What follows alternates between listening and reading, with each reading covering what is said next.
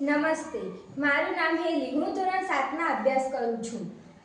આજે હું તમને આપની શાળા આપનું ગૌરવ અને આપની શાળા આપનું તીર્થ વિશે થોડું ઘણું કહીશ, તે તમે શાંતિથી સાંભળજો. ઘણીવાર આપણે વિચારીએ છીએ કે તીર્થ ક્યાં છે.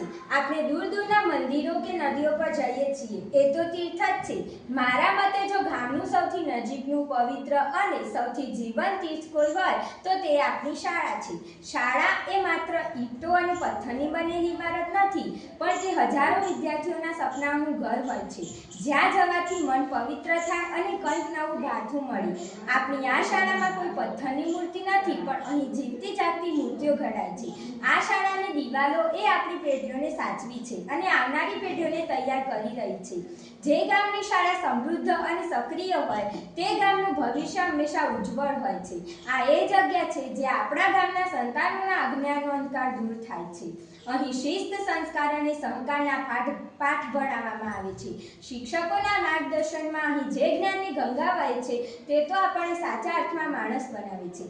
જેમ આપણે મંદિરમાં માથું નમાવીએ છીએ, પણ શાળામાં આપણે મસ્તક ઊંચું રાખીને જીવવાની કળા શીખીએ છીએ. આ શાળા આપની છે. તેની દિવાલો, તેના ઝાડપાન અને તેની મિલકત આપની છે. જેમ આપણે ઘરમાં રહીએ છીએ અને ઘરને સાચવીએ છીએ, તેમ આ વિદ્યાના ધામને સાચવવું એ આપણી ફરજ છે.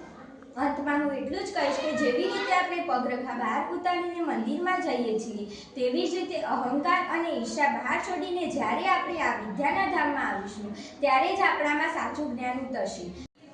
ચાલો આપણે સૌ મળીને બોલીએ, આપણી શાળા આપનું ગૌરવ, આપણી શાળા આપનું તીર્થ. આભાર.